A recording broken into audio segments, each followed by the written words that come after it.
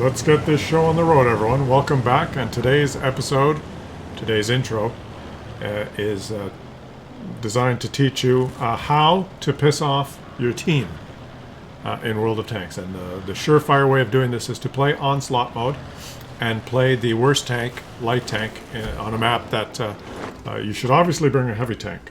I do not recommend this unless you are a Unicom, like I am, in which case you can just light the enemy light tank and shoot them before they know what's going on, and then proceed to carry your team to victory. Even if you're playing the the most pathetic, useless, lowest DPM, lowest HP, lowest armor, most unmaneuverable, and bad tank in the game. What to do. Now, luckily for me, the enemy team has brought themselves an equally bad light tank, who I just spotted, allowing my team to kill it. So now, now we can miss a shot, and let's just enjoy the Manticore Shuffle, which is how to do damage to enemies without endangering yourself, because an endangered Manticore is a dead Danticore. A dead Danticore. It's a dead Danticore. But I don't know why this enrages them. I think it's because if you lose, you move down in the standings. Right? If your team loses, then the whole team suffers and you drop in prestige. It's not as prestigious to play the little Manticore. And the DPM is so bad that you need it needs to be driven by an expert, and I can't see anyone. So let's just light them. Wargaming provides you with this amazing technique of lighting the enemies. They're lit. They're going, hey, who's spotting me? The Manticore. This is a terrible tank, and this will be the last game that I feature in the Manticore, because I even... it's so hard for me to dominate on the battlefield with the Manticore. I have to use all my mental abilities in order to be the most dominating presence on the battlefield and help my team win. I have to like this just a second here, guys. I like this. Okay. There he is.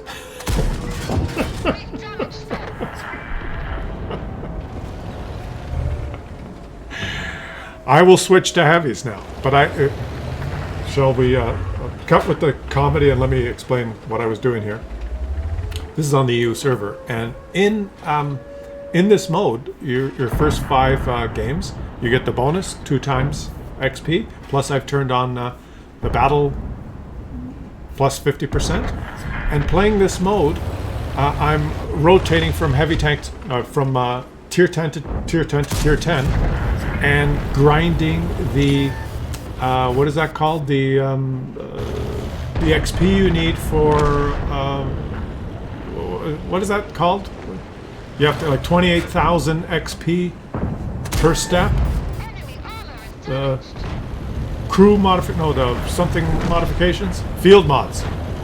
I'm grinding field mods, and it's 28,000 per level, and I think there's 8 levels. It's ridiculous, right? It's almost 200,000. Probably close to 200,000 XP you need to get all the field mods.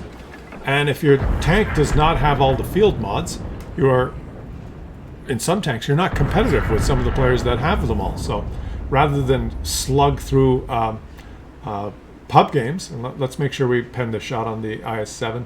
This is a replay. I'm just giving you commentary. I'm not playing live here. And I hit the rock. See? Muppet me. One mistake. 608. He rolled 608. And that wasn't HE. That was just regular ammo. He rolled 608. Anyway, so I'm grinding the field modifications. I did it. The patent has all the field mods. This game ensured I have all the field mods for the Manticore. And now on the NA server, I'm doing the T125 and the Leopard and the STB-1. They will have an I-7. Do you like it like that? I know you like it. You like it like that? I don't know if my gun's going to reload in time. Maybe he's going to reload faster. I know you like it. Like that. Hot. So let's watch Super Tim in his KV2. He's platooned with another KV2, and there's a KV1S. There's a lot of KVs on this team. But guys, I thought I'd just share that with you. A little bit of comedy, but the takeaway is the onslaught mode. If you have tier 10 tanks and you don't really care about progressing or the prestige of it all, there's nothing stopping you from. Don't play the rental tank. What a waste of time playing the rental tank is. You're going to play the rental tank. If you don't have a tier 10 and they have the CS63 and I think the Minotauro, they have a couple of rentals, the AMX. What a complete waste of time and credits, right? You're going to suck because you don't have a good crew and good equipment, probably. So what's the point? Just to drain your resources and waste time. But let's say you have a series of tier 10 tanks in your garage, but they don't have full field modifications. That's a perfect. Just take them out and play the 5 games where you get the ×2, or turn on your 50% increase in XP, and grind XP for the field mods. And they are so important, guys. Like one of the tanks I'm doing is the IS-7 on the NA server, and you have to get all the last.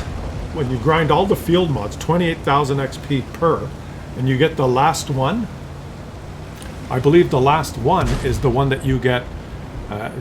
The choice is one of the choices is you can click for 150,000 credits. You get to choose. They give you a pair of 2 things and bye. Cromwell B used his mobility. One of the choices is plus 4 kilometers per hour to speed. So you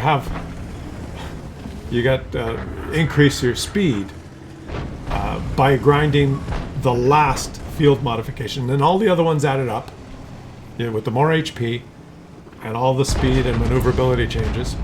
And then there's, I think, another one where you can reduce the resistance on soft ground, but then you give up something else. So you choose that one and you choose the plus 4% and you put turbo on it, right? And you get the turbo in the bonus slot, or you have the purple turbo. And that was bad luck. This game is so ridiculous, right? The IS-7 can go 70 kilometers an hour. But it can only do that if you have all that stuff. And it's hundreds of thousands of XP, which is time. And that's the way it's a grinding game, and you get rewarded for grinding. And if you've played forever, if you're a loser that lives in your mommy's basement and you play 10 hours a day for 7 years, then you can brag and say, yeah, I'm better than you. Because your i7 will go 70 kilometers an hour, 69.9, 75 kilometers an hour downhill. And the poor guy who just unlocked the i7 and takes it out and has bad terrain resistance and none of the other stuff, he's slugging through soft ground at 50, and you're zooming through it at 70. And it's just the way it is, right? That's this game, right? It's amazing. It's such a huge difference on most of the time. More HP. Some of the tanks get more maneuverability. Plus 1% to the. It just makes them more powerful. And some of the players that play in clans or that are dedicated players that play a lot, they won't roll out in a tier 10 unless, like, if they don't have all the field mods, they feel they're at a disadvantage. They can't maintain their 3,300 plus WNA. So those are the players you're playing against if you're just a regular schmo. Right? So the onslaught mode is a good place to grind that without getting annihilated in pub games with your tank that doesn't perform as well. And you can do it without losing credits. You don't have to shoot gold. You can just shoot regular ammo. If you don't give a shit about progressing, just want to, and you can have some fun. Some of the games are fun. I had fun in them. I had a really good win rate in my Manticore. A good way to piss teams off, though. Where is he going to aim? Oh, he penned!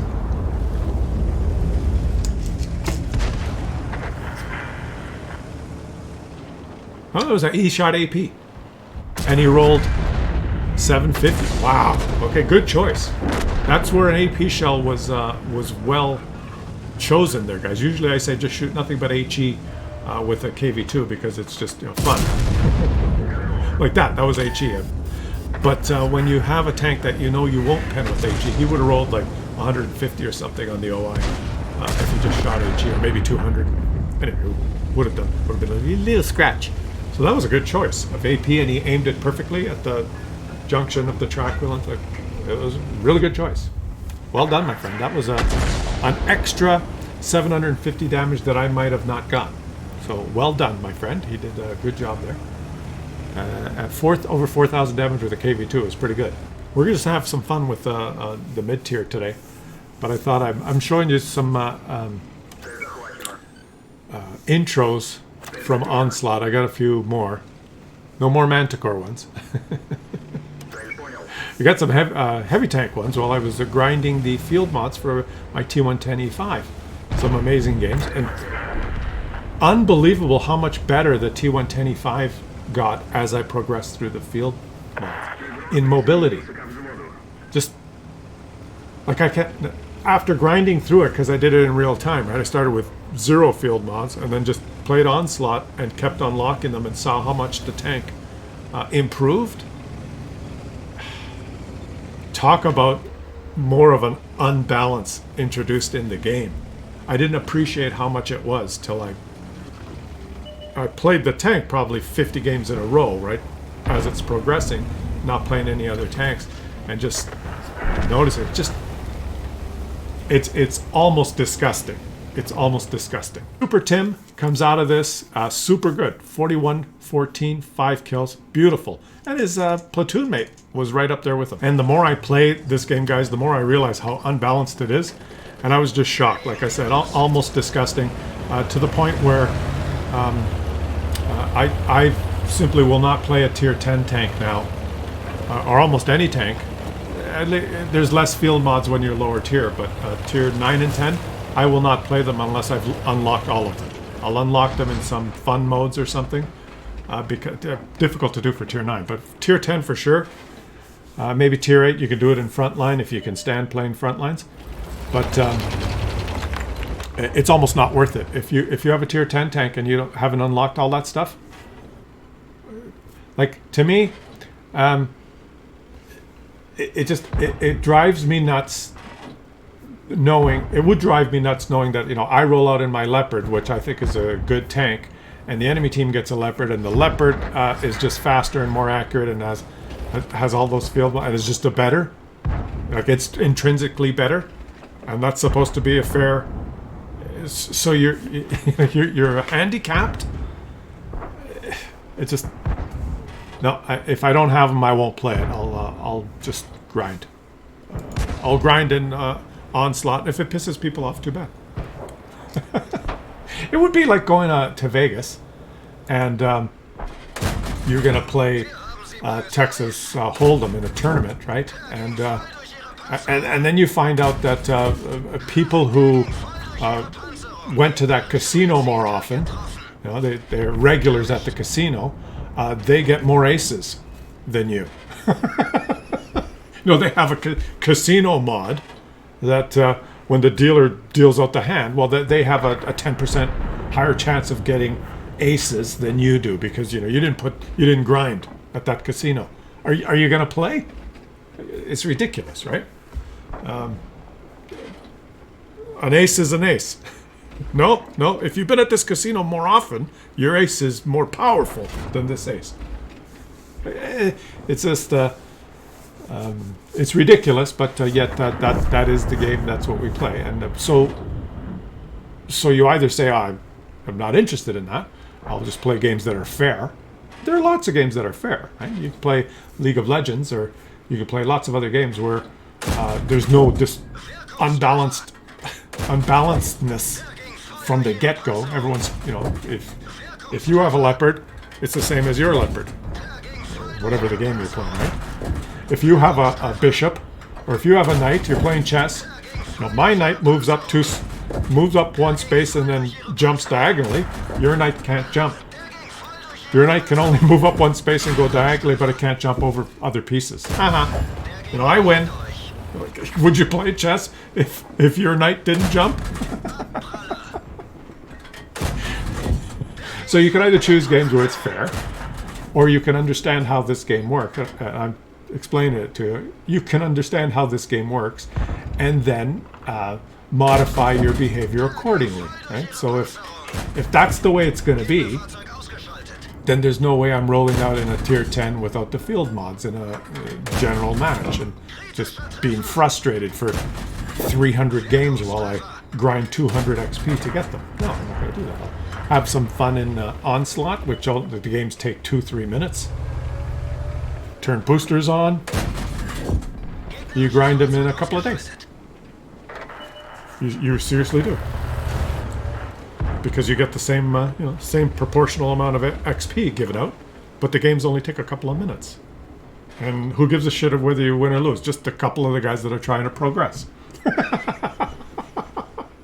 A couple of guys that already have. These are the guys that are pissed off. The guys that already have the field mods and that play this game 10 hours a day, and they're really interested in getting to gold level.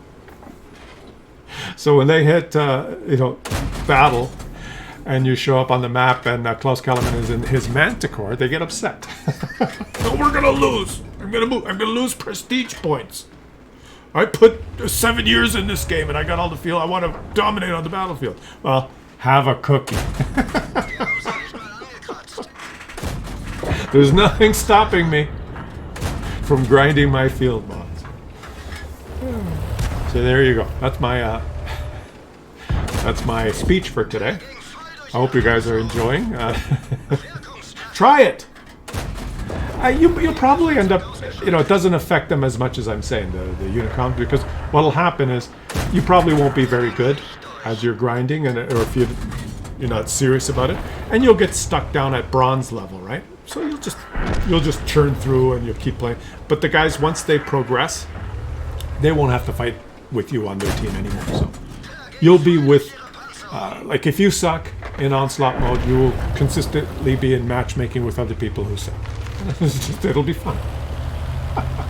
And then you can let the guys that are shooting premium ammo and spending food and the large consumables, because the other thing that Wargaming's done is, and that you should be ashamed of yourself, Wargaming, one of the changes in Onslaught mode is your repair kit and first aid kit regenerate faster, and they said, oh, this is, we're making it easy, more, what did they say, more comfortable for you, more convenient. That's one of the changes. Well, I've played Onslaught mode now, and what happens is module damage and crew damage is off the charts, right? Every second hit you receive is your engine's knocked out, ammo rack hit, we're lucky it didn't blow, the driver's injured, the commander's dead. It's just ridiculous, right? They've increased the amount of those type of things, probably quadrupled, so that if you really want to progress, you got to bring a large first aid kit, you got to spend credits. You got to bring the 20,000 credit stuff, not the 1,500 or 2,500 credit stuff. Okay, and you got to shoot premium ammo. So it's a credit sink. That's what they designed it for, to make you, or to make people that are serious about wanting to progress, spend about 20, 30, 40, 50,000 credits per game. That's why they've designed this. It's not to see who's the most prestigious player. It's to sink credits. Use your brains, right? That's why there's caffeine in Coke, is to get you addicted so that you'll drink more. It's not for flavor. It's the real thing. It's our secret recipe. Okay. So, anyways, it's a credit sink, but I don't play it as a credit sink. I play it as a credit maker. And use the system to your advantage. Use the system to your advantage, guys. And have some fun. There's going to be some T110E5 replays coming up, because I've had some great games in the T110E5. Oh. And I've already mentioned this. What an improvement in the tank as I unlocked those field mods. Just insane. Okay. That's the discussion that we're having this video. Is that all right? You still get to see some amazing gameplay. You saw the KB2. Now you got this guy's on 5 kills. It's a very close game. And now just shoot. Why doesn't he shoot? He's scared about being detected, but at this low tier, I would have taken that shot. On the Firefly? He's on 3 kills. The Firefly has 3 kills. Maybe he's got the field mods and the purple optics. So this guy's doing. Maybe I would have taken the shot and died. So let's just see how he does it. I think he wants one of his players to go. There he is again. Okay, now he's pushed, and now he can take the shot. So you know, very well played. I have to say, very well played, my friend. And now he's just perfect. Now he's tracked him. This guy knows what he's doing. Go spot him again. There, he spotted him. Bushes, not bushy. Spotted, bushes, bushy. You will not get detected. And you go. He did. He didn't back up enough. See, bushes, bushy, but the guy was close enough. And oh, the bishop. The hapless bishop, who doesn't have a W key. Does he have a W key? No. The bishop has no W key.